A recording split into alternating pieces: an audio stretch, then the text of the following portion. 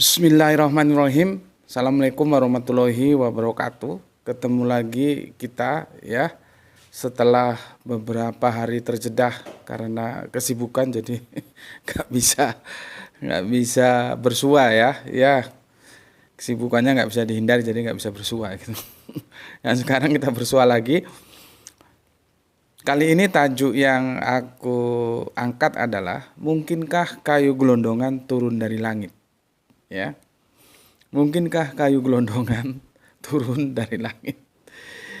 Ya, kita tahu bahwa saat ini terjadi bencana, itu bencana alam yang disebut banjir ya, yang terjadi di belahan Sumatera sana, ya, khususnya Aceh, terus sekitarnya, terus Tapanuli Tengah ya, di Sibolga itu ya. Ini update terakhir ya dari Kompas TV 1 jam yang lalu itu 442 warga meninggal. Ya, meninggal. Kemudian 402 lainnya masih hilang. Masih hilang itu ya bisa hidup, bisa juga meninggal. Artinya jumlah yang meninggal dari warga itu sangat-sangat kemungkinan, bahkan pastilah ya, bertambah dari angka 442 warga yang sudah meninggal ya, sudah dinyatakan meninggal ya. Karena yang belum diketemukan masih 402. 402 ini kan belum bisa divonis meninggal ya. Cuman kan hitung-hitungannya nggak mungkin angka 442 yang meninggal itu menjadi tetap stagnan di angka situ, enggak mungkin lah ya, enggak mungkin, pasti akan bertambah angka itu. Dan kita tentunya ikut berbela sungkawa terhadap saudara-saudara kita yang ada di belahan utara ya, dan juga selatan, enggak salah itu ya, maksudnya Tapanulinya itu ya. Sekarang memang sudah berubah ya, setelah reformasi itu banyak daerah-daerah yang bermekaran, jadi sebetulnya secara geografis tidak lagi seperti dulu ya. Dan aku tidak mengikuti, maka kita sebut aja Sumatera gitu ya, Sumatera gitu. Nanti di breakdown itu ya, dari belahan utara sana mana-mana saja itu. Seperti Lampung dulu, zamanku Lampung itu cuma 3 kabupaten ya, Lampung Utara, Lampung Tengah, dan Lampung Selatan ya sebagai ibu kotanya. Dulu kami nyebutnya Tanjung Karang, kemudian berubah menjadi Bandar Lampung. Sekarang sudah berapa aku juga nggak hafal, sudah berubah ya, banyak yang terpecah memisahkan diri yang kita sebut dengan pemekaran gitu. Oke, terlepas itu semua, itu urusan mereka lah ya, pemerintahan dalam negeri, masalah mekar-memekar itu ya. Kita kembali ke masalah bencananya. Kalau kita lihat ya dari video-video yang ada di YouTube itu, bagaimana ceritanya air itu menghanyutkan sekian banyak kayu-kayu gelondongan. Apakah mungkin ya kayu gelondongan itu turun dari langit sana ke bumi? Apakah mungkin? Ya, kan selamanya hujan itu mesti air ya. Hujan mesti air. Tidak ada ceritanya hujan kayu gelondongan, itu nggak mungkin. Nah, sekarang kita disuguhi fakta ya, bahwa air itu membawa kayu gelondongan yang itu dari atas perbukitan yang notabene hutan.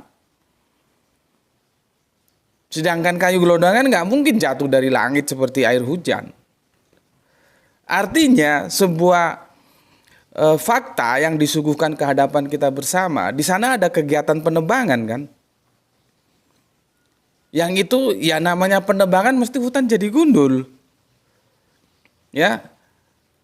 Artinya keseimbangan alam itu tidak terjaga. Gusti Allah Agung telah menciptakan alam ini dalam kesetimbangan, kemudian dirusak oleh manusia menjadi tidak seimbang.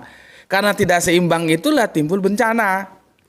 Masalahnya sekarang siapa yang merusak keseimbangan alam itu? Kalau ini masalah hutan, berarti nanti masalahnya urusan HPH kan, hak pengelolaan hutan itu dipegang siapa dan siapa yang memberikan dan bagaimana aturan mainnya kok sampai terjadi bencana seperti ini. Akhirnya kan rakyat juga yang susah, yang dapat untung ya perusahaan.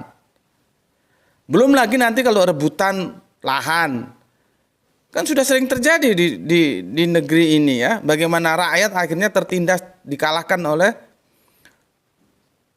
pengusaha kalau sudah rebutan lahan. Karena sejarahnya kita mesti dikalahkan oleh para penguasa-penguasa yang bekerja sama dengan pengusaha itu. Karena pengusaha itu tidak mungkin bisa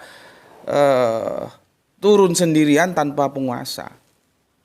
Artinya ada kolaborasi antara penguasa dan pengusaha. Kan kita bisa lihat dalam apa namanya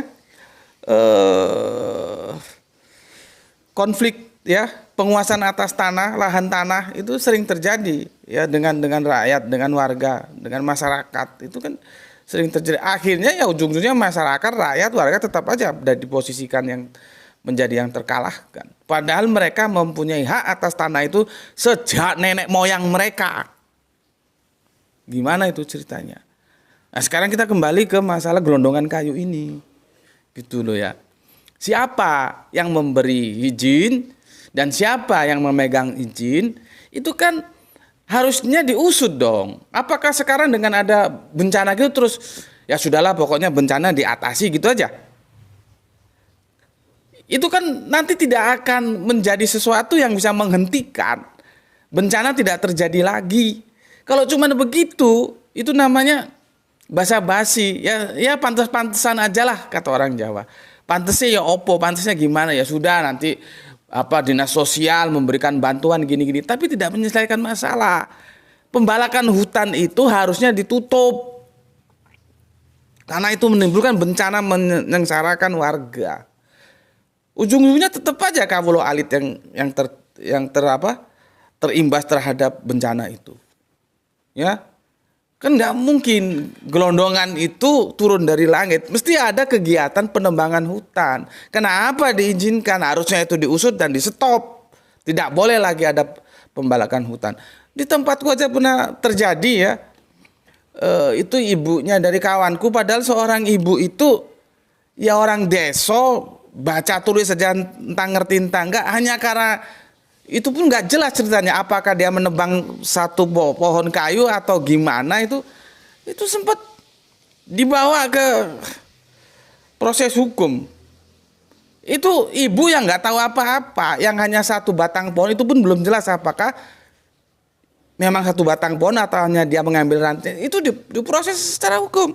Sekarang ini yang namanya perusahaan bukan 1-2 batang, berapa ribu batang itu dari jejak gelondongannya bisa kita lihat. Terus negara ini yang punya pemerintahan diam aja dengan peristiwa ini.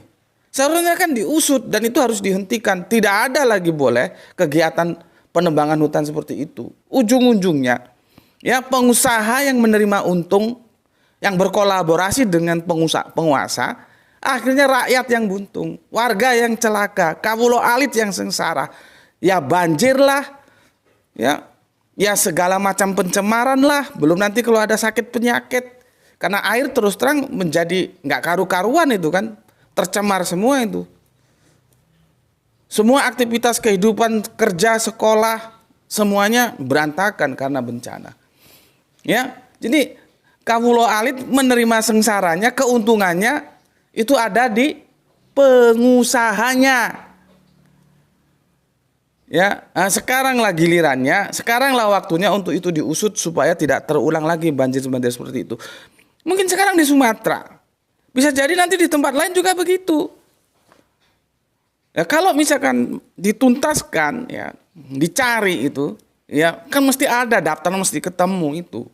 Ya, siapa yang memberikan hak kuasa sehingga dia menebang hutan, dan perusahaannya siapa yang punya, terus bagaimana aturan mainnya kok bisa menjadi begini, apa yang dia langgar, diselesaikan supaya tidak terjadi lagi seperti itu. Cuman kalau ini enggak diambil sebagai pelajaran, ya cuman nanti datang seperti aku bilang tadi, bantuan sosial ya, terus kasihlah sembako segala macamnya, buku-buku untuk anak-anak. terus selesai tanpa mencari sumber utamanya, akar masalahnya, ya ini akan terulang lagi.